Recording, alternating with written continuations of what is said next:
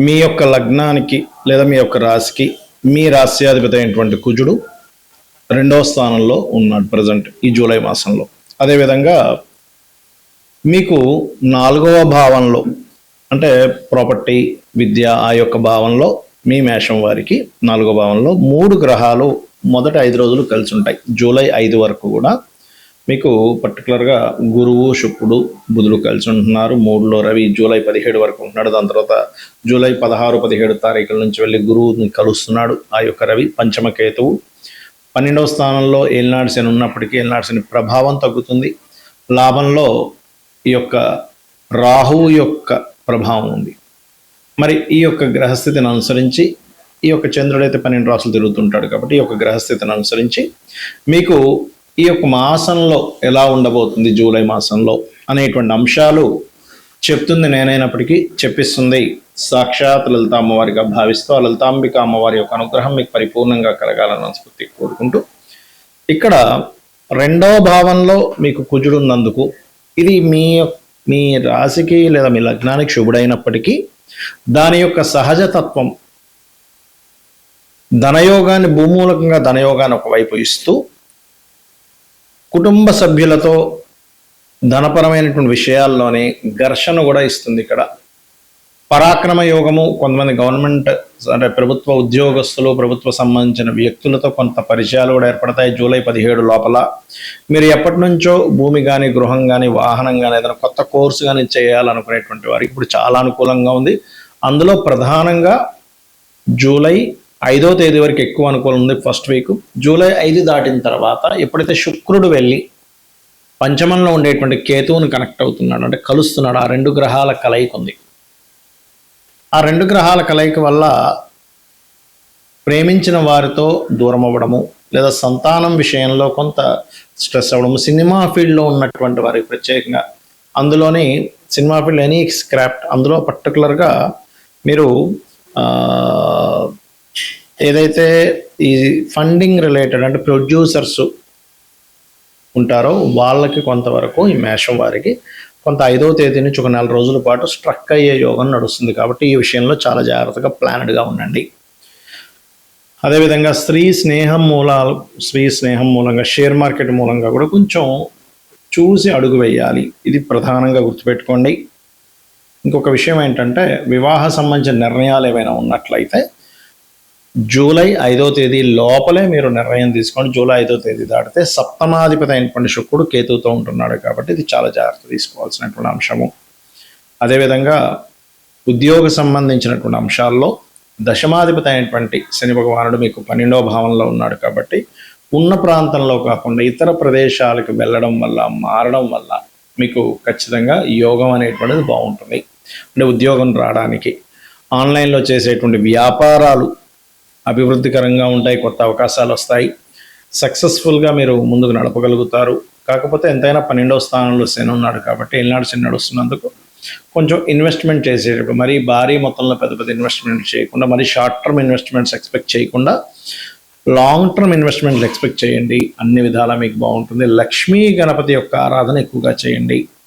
గోవుకి తీపి చపాతీలు మరియు గ్రాసము తినిపించండి, అన్ని విధాలా బాగుంటుంది.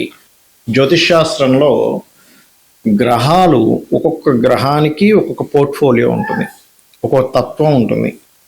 మీ లగ్నం నుంచి గ్రహాలు 9 గ్రహాలు 12 రాసుల్లో ఒక్కొక్క భావాధిపతి ఎక్కడున్నాడు దానికి సంబంధించిన అనాలిసిస్ అనేది ఉంటుంది. అంటే మీరు ఉదాహరణకి ఎంతో కష్టపడుతున్నామండి, అసలు డబ్బులు రావట్లేదు, ఏంటో అర్థం కావట్లేదు అని సతమతం అవుతుంటారు. మీరు ఉండవలసినటువంటి మీ జాతక చక్రంలో ఏదైతే వేటి మూలంగా ధనయోగం ఉందో ఆ యొక్క ధనయోగ సంబంధించిన ప్రయత్నం చేయకుండా మీరు ఇంకో ఎన్ని మార్గాల్లో ప్రయత్నం చేసినా ఉండదు. ఎందుకంటే ఉదాహరణకి తూర్పుకు వెళ్తే పలానా దేశం వస్తుంది, లేదా పలానా ప్లేస్లోకి వెళ్తాము. తూర్పు వదిలిపెట్టేసి తూర్పు అనే వైపే వెళ్లకుండా మీరు పడమర వైపు ప్రయాణం చేస్తున్నారు. ఎలా వస్తుంది ఆ ప్రదేశం? ఎలా అయితే చేరుకోలేరో అదేవిధంగా జన్మజాతకంలో మీకు ధనాన్ని ఇచ్చే గ్రహం ఏదో పట్టుకోగలగాలి. ఏ మార్గంలో ధనం ఉంది? మిమ్మల్ని మీరు ప్రమోట్ చేసుకోవడం ద్వారా, ఇప్పుడు సినిమా యాక్టర్స్ ఉంటారు, మిమ్మల్ని మీరు ప్రమోట్ చేసుకోవడం ద్వారా ధనయోగం అన్నమాట అది. అలా కాకుండా కొంతమంది చిట్ ఫండ్స్ నడుపుతూ ఉంటారు. లేదా కుటుంబ సభ్యులు అందరూ కలిసి చేసేటువంటి పనులు కొన్ని ఉంటాయి. అందరూ కుటుంబ సభ్యులే అందులో పార్ట్నర్స్ అవుతూ ఉంటారు. ఆ రకంగా ఉందా? లేకపోతే ఫుడ్ రిలేటెడ్, అంటే చంద్రుడు ఇస్తున్నాడు మీకు ధనయోగాన్ని, అప్పుడు ఫుడ్. చంద్రుడు శుక్రుడు కలిసి వస్తున్నారు, అప్పుడు ట్రాన్స్పోర్టేషన్. అంటే ఒక క్యాబ్ నడుపుతున్నామా, లేకపోతే 4 కార్లు కొనుక్కొని ట్రావెలింగ్ పెట్టామా, లేకపోతే ఒక బస్సు పెట్టామా. ఆ బస్సులో కూడా కొంతమంది ఏంటి, మేము పర్టికులర్గా ఈ పుణ్యక్షేత్రాలకు అది బస్సు పెడుతుంటామండి అంటారు. అలాంటి వారికి శుక్రుడు, గురువు, కేతు కనెక్టివిటీస్ కూడా ఉంటాయి. అంటే ఇక్కడ ఏంటి, ఒక్కొక్క గ్రహానికి ఒక్కొక్క కారకత్వం ఉంది. ఆ కారకత్వం బట్టి మీకు ధనాన్ని ఇస్తుంది.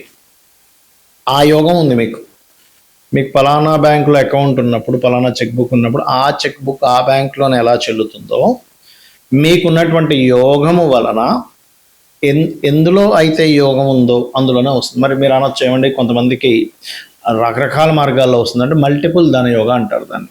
అంటే మీ ధనాధిపతి ద్విస్వభావ రాశుల్లో ఉండడం, రకరకాల గ్రహాలతో కలిసి ఉండడం వల్ల మల్టిపుల్ ధనయోగం ఉంటుంది. కొంతమందికి 1-2 వాటిలోనే డబ్బులు వస్తాయి. కొంతమందికి ఒక 50 సక్సెస్ అయినా 51 దగ్గర ఇబ్బంది పడతారు. ఎందుకంటే ఆ మాటి మూలంగా ధనయోగం లేదు. మరియు ఆ సమయంలో పర్టికులర్గా ఆ యొక్క వ్యాపారాలు చేయడం మూలంగా వాళ్ళకి ధనహీనత యోగం ఏర్పడింది. దానివల్ల ఇబ్బంది పడడం, ఇవన్నీ కూడా ఉంటాయి.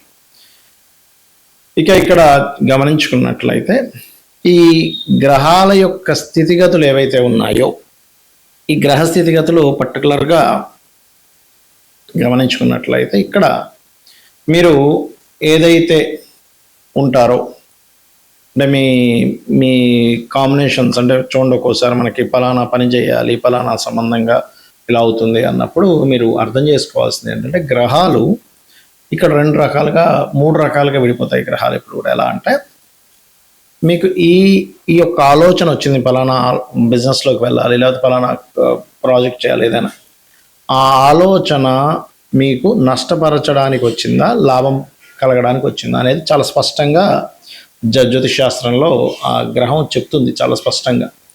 అంటే చిన్న ఎగ్జాంపుల్ చెప్తా చూడండి. ఒక వ్యక్తి ట్రాన్స్పోర్టేషన్ పెడదాం అనుకున్నాడు. శుక్రుడు అంతర్దశ, శుక్రుడు మహాదశ.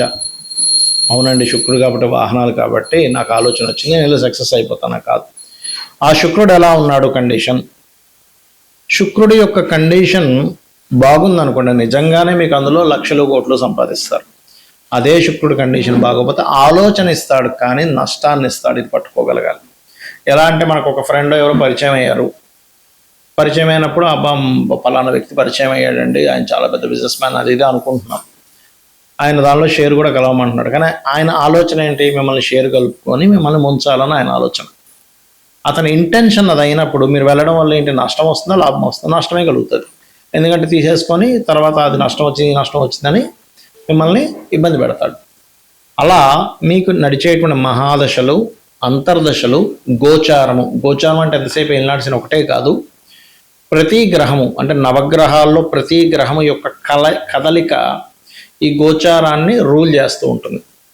అంటే ఇప్పుడు మనం చెప్పుకుంటున్నాం, మేషం నుంచి ఈ గ్రహాలు ఇక్కడ ఉన్నాయి, వృషభం నుంచి ఈ గ్రహాలు ఇక్కడ ఉన్నాయి. ఆ గ్రహం యొక్క ఎనర్జీ ఎలా ఉంది, ఆ ఎనర్జీ వల్ల మీకు ఎటువంటి ఫలితాలు వస్తున్నాయి అనేటువంటిది గోచారం రూల్ చేస్తూ ఉంటుంది. గోచారం మీకు చూపిస్తూ ఉంటుంది. అందుకే మనం ఈ గోచార ఫలితాలు చెప్పుకుంటాం. అంటే కాలము ఇలా ఉంది, కాలం ఉంది కాబట్టి నువ్వు ఇలా ముందుకు వెళ్తూ ఉండు. కాలంలో ఇలా ఉన్నాయి పరిస్థితులు, నీకు ధనపరంగా ఇలా ఉన్నాయి, కుటుంబ పరంగా ఇలా ఉంది, గృహపరంగా ఇలా ఉంది, ఉద్యోగపరంగా ఇలా ఉంది అనేటువంటి చెప్పేదే గోచార ఫలితాలు. అయితే మీ పర్సనల్ చార్ట్లో ఉండేటువంటి స్ట్రెంగ్త్ చాలా ముఖ్యం గోచారం కంటే కూడా. అది గనక చాలా బాగుంటే గనక గోచారంలో జరిగేటువంటి కొంత ఇబ్బందికరమైనటువంటి ఫలితాలు ఏవైతే ఉంటాయో అవి చాలా మటుకు తగ్గిపోతాయి.